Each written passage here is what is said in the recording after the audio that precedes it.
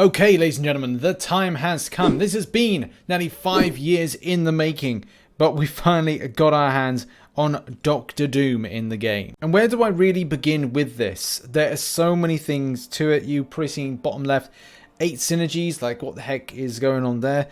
Now, am I going to like straight off the bat say it's a god tier? Well, look, at the end of the day, you're going to have to really decide for yourself. And that's one thing that I will do with these early review videos is just make sure that you take away whatever you want to take away from this. But the main thing to really start off and say is that I was completely baffled with the extent of armor rating, which is at 48%. And even looking at other characters which have huge amounts of, well, you'd think huge amounts of armor rating in shape and form of Cap Infinity War. Cap Infinity War only has 18% armor, but huge block proficiency at 76. And like looking at this being 69, if you compare that with another type that I have, Morningstar, look, armor rating of 12% and block proficiency of 60%. Even looking at some of the other things as well, you know, I'm like, what the heck? That's a huge percentage of armor for Doctor Doom, and it really does show because the extent of damage limitation coming in is obviously built up by this extensive amount of armor rating. Let's begin by talking about the signature ability. And what are you really looking out for? Well, first and foremost, people will say that the signature ability points to a Hyperion counter, and yes, that does exactly look like it is the point. Whenever Doom nullifies a power gain buff, he receives one for himself, granting 20% of max power over 3 seconds. And how you nullify those buffs is applicable to the heavy attack. Landing a heavy attack has a 100% chance to stagger the opponent for 10 seconds. A staggered enemy has their next buff nullified. But also with the aura of Hazareth, I got to remember to say that right very quickly. Aura of Hazareth. You do have the option of getting a contact with opponent has a 30% chance to nullify up to 1 buff. Not exactly the most consistent, but still very effective. If you want a quick way to activate, then well, you can either do the SP1 or the SP3. Those are the 2 ways of getting that aura up. And we'll look over best practices for this in order to do the best, I'd say, combos or the best pattern of doing the most damage in a very quick succession. And that's probably where my first mistake was, like how it is to play this champion. Is there a way to kind of put some sort of combo in place to then build up to special attacks? What is the process? Because look, at the end of the day, the abilities, it's got this kind of Namor vibe to it. So down at the bottom with the SP3 saying there's 100% chance to inflict a passive stun, important in a second. But the aura of Hazareth is active for 12 seconds and Doom gains a Fury buff, granting 2128.1 attack rating for the duration of the aura and max stacks 2. Though in practice I wasn't able to get up to a second stack. And just kind of relied on the Heimdall synergy for this. This will always refresh at a maximum duration whether or not the aura has already been active. So yeah, the best process. And even the developers said, I know Legacy's played about with this method, and that is to put in an SP3. Then what you do is you make sure that running up to that SP3 that the enemy is up to 3 bars. I largely recommend staying in a blocked stance, so you're kind of hitting your combos through your combo of 5 and you're going straight into your block, like nothing else, just straight into your block. Let the enemy hit at you, do a heavy attack, and you obviously, whilst they do the heavy attack, you evade backwards, go back in again, and make sure that the point of having, say, an SP3, you perform your SP3. And as soon as your SP3 has finished, you then go and do a quick flurry of medium, light, and then you do an SP1 or SP2. It just depends on how this worked. Personally, I like the method of doing medium and then 4 lights. So that's 1 swipe and then 4 taps and then hitting in the L1. And then I was able to build up whilst in a block stance straight after to then do the SP2, all being unblockable and all being absolutely amazing. Which when I did on my testing, I was able to do 12% worth of damage. Which when you take 12% off of 544,774, which is the health pool of Winter Soldier, it comes up with the 65,732 damage. So that is something that's really positive and has an extensive amount of damage. And so I was pretty happy with that.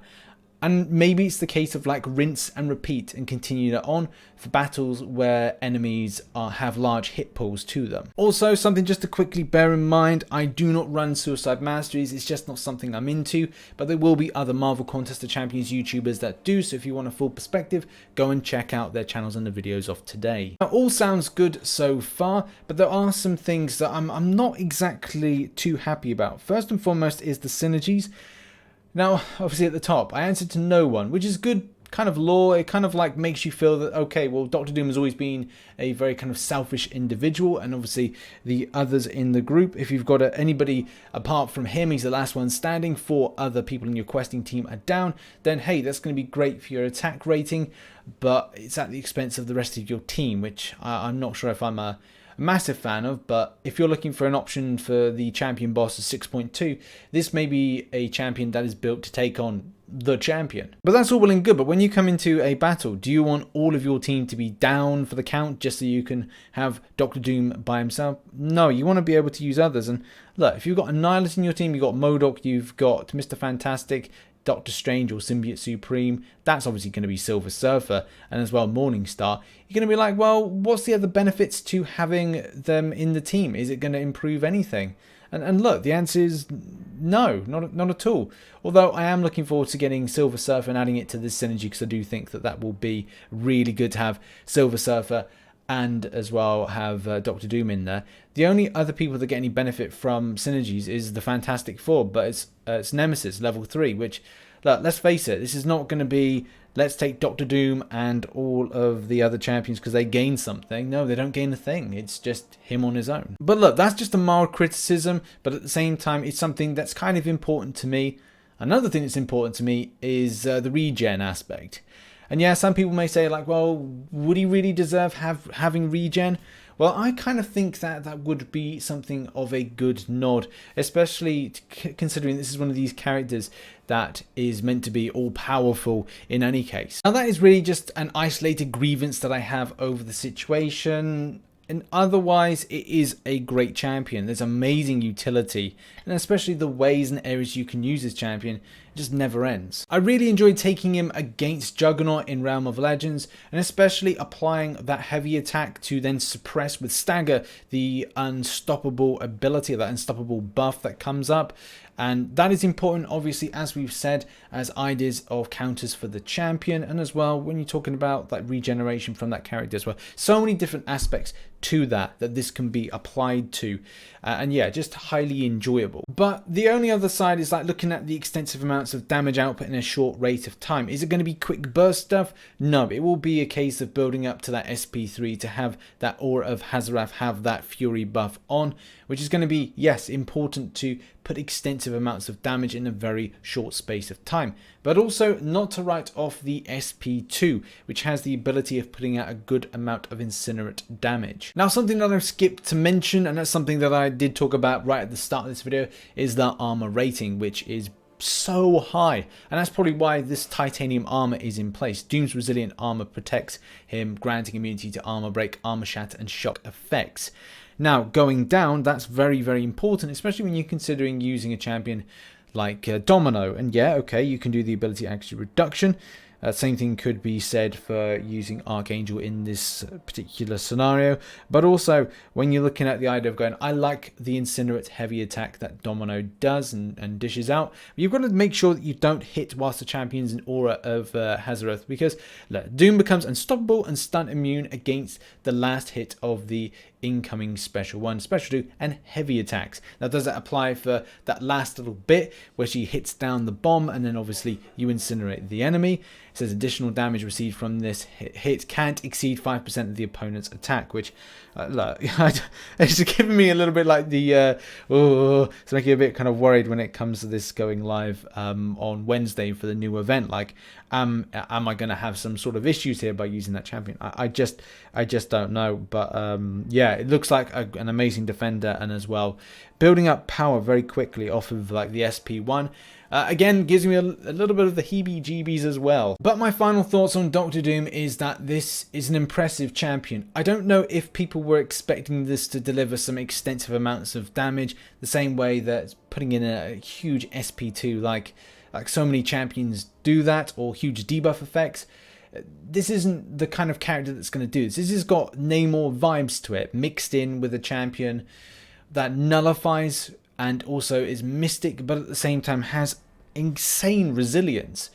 When you're talking about the armor rating and taking punishment, even as a rank 3, you make a few mistakes with this champion and you've probably only lost about 5 to 10% of your health, which is completely unheard of.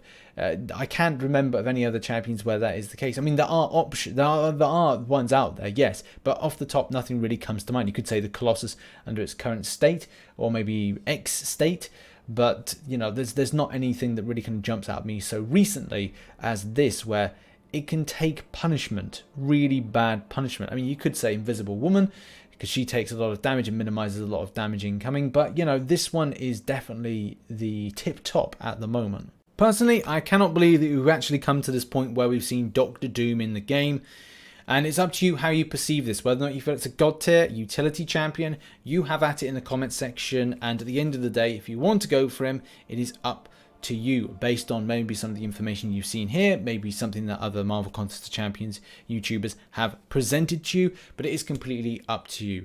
Thank you ever so much for watching this video. Make sure to check out some other content, and I'll see you in the next video. Bye bye for now.